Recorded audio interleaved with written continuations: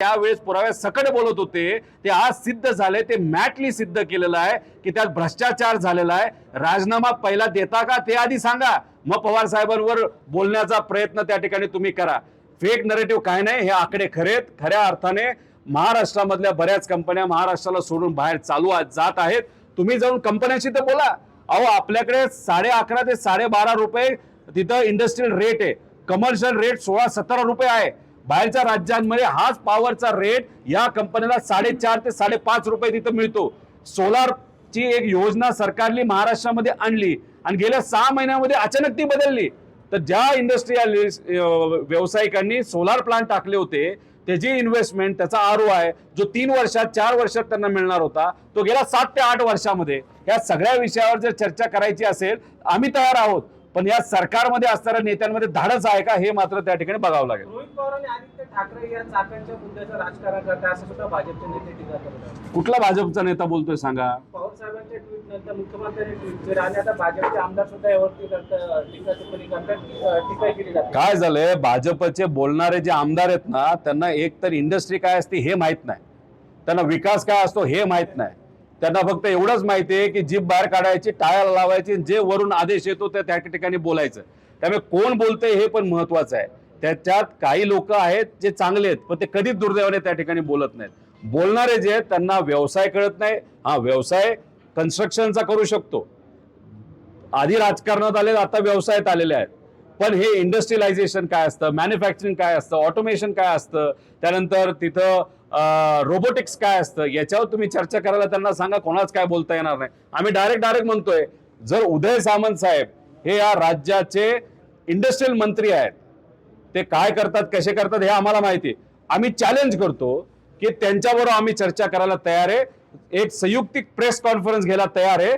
टीका करण्यापेक्षा हिम्मत असेल तर आमच्या बरोबर प्रेस कॉन्फरन्स घ्या आणि आम्ही पुराव्या सकट आणि प्रेझेंटेशन सकट या महाराष्ट्राची आज आर्थिक काय परिस्थिती झाली हे सांगायला तयार आहोत।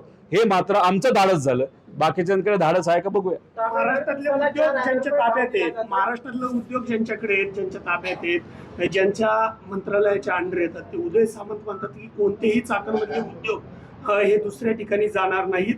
हा फेक नेरेटिव्ह खरं तर विरोधकच पसरवतात। हे बघा, प्रश्न विचारला एका खासदारांनी केंद्र सरकारच्या एका मंत्र्याला, त्यांनी उत्तर दिलं सरकार केंद्रात कोणाचं आहे, भाजपचं आहे। याच्याच बरोबर मी तुम्हाला सांगतो जे पंतप्रधान आहेत कोण आहेत, मोदी साहेब आहेत। कुठल्या पक्षाचे आहेत हे दुनियाला माहिती आहे। हे जे खालचे बोलणारे सगळे भाजपचे नेते आहेत, त्यांच्या आदेशावर नाचणारे नेते आहेत। आता त्यांच्या जे आयोग म्हणजे नीती आयोग हे पंतप्रधानांच्या अंतर्गत येतं। याच्यात इन्फ्रास्ट्रक्चरमध्ये महाराष्ट्र 9व्या क्रमांकावर आहे, हे मी इंडस्ट्रीच्या बाबतीत बोलतोय। रिसोर्सेस मध्ये 2 नंबरवर आहे, गव्हर्नमेंट पॉलिसीमध्ये महाराष्ट्र 5व्या नंबरला आहे, जो देशात 1 नंबरला होता।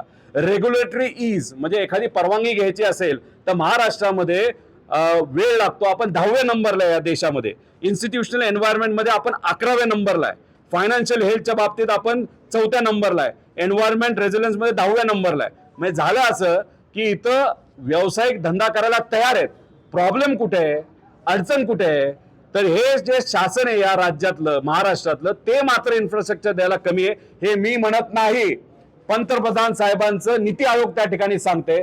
याच्यावर तुम्ही उत्तर देऊ शकता का, उत्तर देण्याची हिंमत आहे का, हे मात्र या ठिकाणी परत एकदा आम्ही विचारतो। तामिळनाडूला 4,000 रुपये भाव दिला जातोय, तर भारताला 289 रुपये अनुदान दिले जाते। महाराष्ट्रात मात्र तो भाव उसाला मिळत नाही, काय सांगतात? सरकारने मदत करावी, सरकारने मदत केली तर नक्कीच उसाला असू द्या, जे काही इतर कपाशी असू द्या, सोयाबीन असू द्या, या सगळ्या गोष्टींना आपल्याला भाव त्या ठिकाणी देता येतो। आणि विषय असा आहे की या राज्यामध्ये आपण नेहमी प्रोसेसिंग इंडस्ट्रीला टार्गेट केलं जातं, पण दुसऱ्या बाजूला सोयाबीनला भाव देण्याची जबाबदारी सगळ्यात जास्त शेतकरी सोयाबीनचे, तिथं भाव देण्याची जबाबदारी सरकारची। 10 वर्षामध्ये तिथं दुर्दैवाने सोयाबीनला भाव नाही, कपाशीला भाव नाही। त्याच्याच बरोबर तुरीला भाव जेव्हा वाढतो, जेव्हा तेल बियाण्याला भाव वाढतो तेव्हा इम्पोर्ट केलं जातं। त्याच्याच बरोबर आज खताच्या किमती वाढतात। ह्या सगळ्या विषयाकडे आपण बघून या शेतकऱ्यांना आपल्याला कशी मदत करता येईल याच्या बाबतीत नक्कीच त्या ठिकाणी विचार करावा लागेल। दादा, चाकणमध्ये उद्योगांच्या समस्या प्रचंड आहे, मात्र त्यासोबतच 4 लाख कामगार हा टेक्निकल कामगार या ठिकाणी काम करतो। मात्र हा कामगार या ठिकाणी सुविधा नसल्यामुळं शहराच्या इतर भागात राहतो, त्याचे वाहतूक करून त्या कामगाराला इथं आणलं जातं। हा कामगार दिवसभरातले 8 तास प्रवासात घालतो। एका बाजूला उद्योगाची समस्या पुढे येतात, मात्र जो काम करणारा कामगार आहे तो सुद्धा स्थलांतरित होण्याच्या मार्गावरती, ही संख्या 4 लाखाच्या वर आहे. नाही, टोटल आपण चाकणमध्ये बघितलं, प्रत्यक्ष अप्रत्यक्ष चाकण आणि त्याच्या आसपास असणारे जे इंडस्ट्रियल इस्टेट आहेत 12 ते 15 लाख लोक काम करतात. तुम्ही पिंपरी चिंचवड पासून समजा तळेगाव पर्यंत गेला तर 25 ते 30 लाख लोक या MIDC आणि आसपासच्या परिसरामध्ये तिथं काम करतात.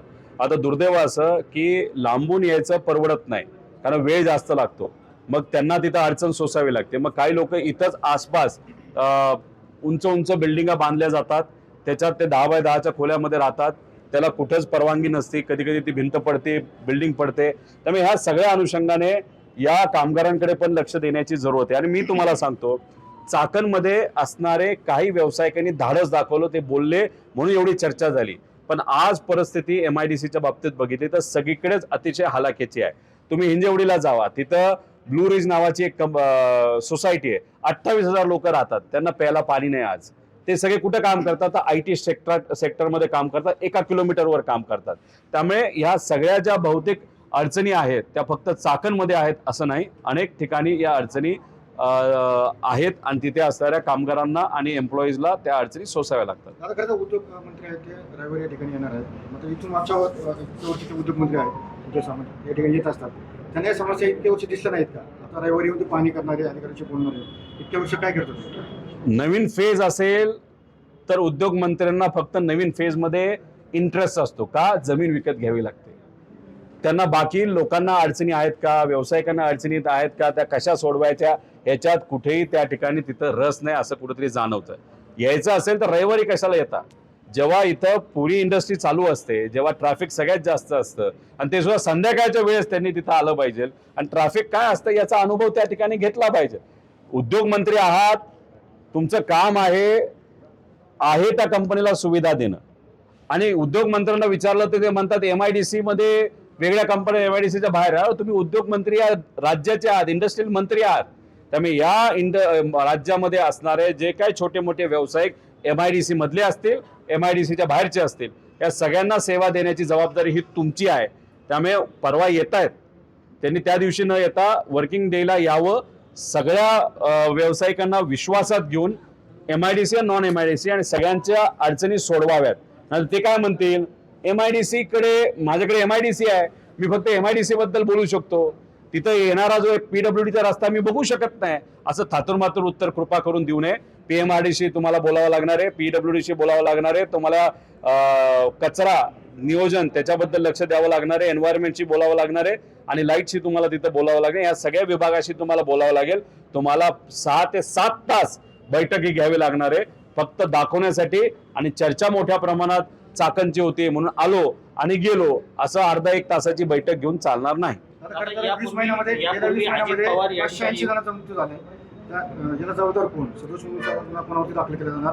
कॉन्ट्रॅक्टर असेल किंवा इतर कोण असेल? तर 580 जण या 20 महिन्यामध्ये या ठिकाणी मृत्यू. ऍक्सिडेंट होत असेल तर त्याला पूर्णपणे सरकार जबाबदार असतं. सरकारमध्ये कुठला विभाग हा सरकारने त्या ठिकाणी ठरवावं. पण या भागामध्ये जे रस्ते आहेत ते खड्डे असल्यामुळे, साईड पट्टी नीट नसल्यामुळे, अतिक्रमण असल्यामुळे ह्या ऍक्सिडेंट तिथं होतात. आणि मागच्या बाजूला एखादा ट्रक असेल आणि 80% ऍक्सिडेंट हे मोटरसायकलचे आहेत आणि ट्रक मागून येत असल्यामुळे ट्रकाला कंट्रोल करता येत नाही, वजनदार असतो ट्रक, ब्रेक लागत नाहीत आणि त्याच्यावरनं ते बॉडीवरनं नाही तर लोकांवरनं तो ट्रक गेल्यामुळे नाही तर गाडी गेल्यामुळे तो ऍक्सिडेंट तिथं होतो. पूर्णपणे याला सरकार जबाबदार आहे. दुर्दैव असं चाकण MIDC एवढी मोठी आहे, MIDC डेट्रॉइट पेक्षा मोठी आहे, इथं सरकारचं एक चांगलं हॉस्पिटल सुद्धा नाही. यांना पिंपरी चिंचवडला जावं लागतं, नाही तर तिकडे प्रायव्हेट हॉस्पिटलला जावं लागतं. हे खरंच शोकांतिक आहे. या बाबतीत MIDC ते सुद्धा चांगलं ट्रॉमाचं MIDC चं एक हॉस्पिटल व्हावं, जेणेकरून ऍक्सिडेंटच्या केसेस असतील नाही तर कुठलेही इतर केसेस असतील, या सगळ्या केसेस इथं सॉर्ट आउट व्हाव्यात. अशा प्रकारचं एक चांगलं हॉस्पिटल इथं द्यावं. आणि जर सरकारला देता येत नसेल तर हा जो सगळा CSR आहे तो CSR त्या हॉस्पिटलसाठी वापरावा आणि या इंडस्ट्री लोकांना ते हॉस्पिटल चालवायला द्यावं. चांगल्या पद्धतीने चालवतील सरकारपेक्षा चांगलं. त्यामुळे असं कुठेतरी नियोजन सुद्धा करता येईल का याचा विचार सरकारकडनं करण्यात यावा. या अपघातांमध्ये मृत्यू झाले, त्या मृत्यूंना कुठेतरी मृत्यूच्या नातेवाईकांना हे संपूर्ण याची मदत मिळालेली नाहीये किंवा इतर ज्या गोष्टी असतात त्यावेळेस मदत मिळते, मात्र अशा वेळेस का देत नाही? MIDC काय करतील? नाही, आता याच्यात कुठंतरी एक फोरम तयार करावं लागेल. याच्या पुढे जे काय ॲक्सिडेंट होतील त्यांना मदत कशी होईल, कारण का हे सुविधा सरकारकडनं दिली नसल्यामुळे आणि खराब क्वालिटीचं काम होत असल्यामुळे तिथं या सगळ्या अडचणी तिथं निर्माण होतात. त्यामुळे या सगळ्या गोष्टी कुठंतरी सुटल्या पाहिजे असं आमचं मत आहे. आता आम्ही MSEBशी बोललो, त्यांना सांगितलं इथं असणाऱ्या लोकांच्या काय अडचणी, त्यांनी सांगितलं की आम्ही लगेच पुढच्या 5-6 दिवसात बैठक लावू. त्याचबरोबर सकाळी आपण ज्या रस्त्याला गेलो होतो PWDचा रस्ता, त्यात निधी मंजूर असला तरी काम होत नाही. त्यांनी आम्हाला शब्द दिलाय की पुढच्या 10 दिवसामध्ये आम्ही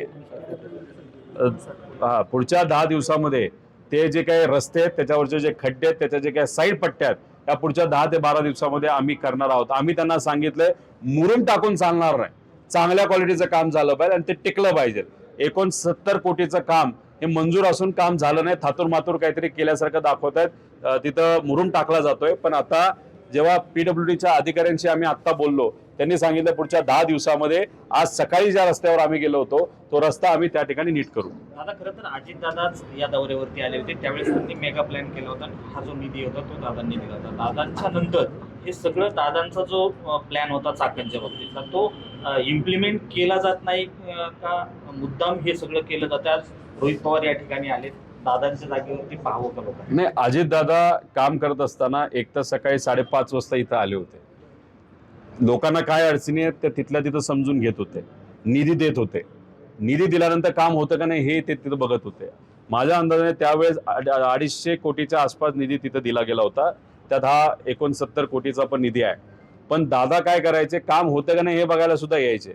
पण दुर्दैवाने आज दादा नसल्यामुळे ते आपल्यात ॲक्सिडेंट का घातपात हा विषय तर चालूच आहे. त्यामुळे ते नसल्यामुळे आज त्या कामाकडे लक्ष द्यायला कुणीच नाही. आता हे असं काहीतरी नुसतं मुरुम टाकून जर काम केलं असं दादाने त्या अधिकाऱ्याला बरताफ केलं असतं अशी परिस्थिती आहे, नाही तर निलंबित केलं असतं. पण आज पालकमंत्री म्हणून ज्या पद्धतीचं लक्ष बाहेर ते नाही, मंत्री म्हणून कुणी तिथं येत नाही. मोशीला काही दिवसांपूर्वी जो ॲक्सिडेंट झाला, मुख्यमंत्री साहेब हे पुण्यामध्ये आले होते, पण 9 लोक जी दुर्दैवाने त्या ठिकाणी मृत्युमुखी पडली तिथं भेटायला मात्र पिंपरी चिंचवडला ते आले नाही. त्यामुळे कुठं ना कुठं तरी पुण्याकडे दुर्लक्ष होतंय, महाराष्ट्राकडे दुर्लक्ष होतंय. जी कामं केली जातात ती निकृष्ट क्वालिटीची केली जातात आणि ते बघण्यासाठी आज दादांसारखा नेता या महाराष्ट्रामध्ये आज कुणीच नाही. दादांनी जे स्वप्न पाहिलं होतं त्याचं इम्प्लिमेंट होताना दिसत नाही असं म्हणायचं काय? नाही, शेवटी आता दादांनी त्यावेळेस पद असताना त्याचा उपयोग इथं असणाऱ्या लोकांना कसा चांगल्या पद्धतीने होईल यासाठी प्रामाणिकपणे त्यांनी तिथं प्रयत्न केला. आता आज दादा नसल्यामुळे नक्कीच तिथं उणीव आपल्या सगळ्यांना जाणवते. पण आमच्या सगळ्यांची जबाबदारी आहे की उद्या जाऊन हा निधी योग्य पद्धतीने वापरला जातोय का नाही हे मीडियाला हाताशी धरून त्यांना विनंती करून, लोकांना हाताशी धरून त्यांना विनंती करून आम्ही हा मुद्दा सातत्याने त्या ठिकाणी मांडत राहू आणि सरकारला या विषयाकडे प्रामुख्याने आणि डिटेलमध्ये लक्ष देण्यासाठी आम्ही भाग पाडू. दादा, तुम्ही खरं तर बारामतीवरून इथे पोहोचलात. 2-4 दिवसानंतर शरद पवार इथे येतात, ते मंत्री इथे पोहोचतात. आता या विभागाचे खासदार कुठे आहेत? नक्की खासदार कुठेच दिसत नाहीत.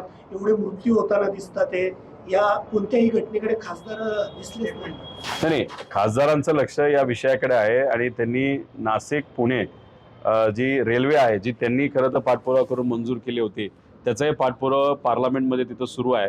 त्यामुळे पार्लमेंट काल संपली, त्यामुळे पुढच्या काही दिवसांमध्ये ते नक्कीच इथे येऊन या विषयाकडे सुद्धा लक्ष देतील. कारण पार्लमेंटमध्ये जेव्हा तुम्ही जाता तेव्हा पार्लमेंटमध्ये तुमच्या मतदारसंघातले पार्लमेंटचे विषय त्या ठिकाणी मांडावे लागतात.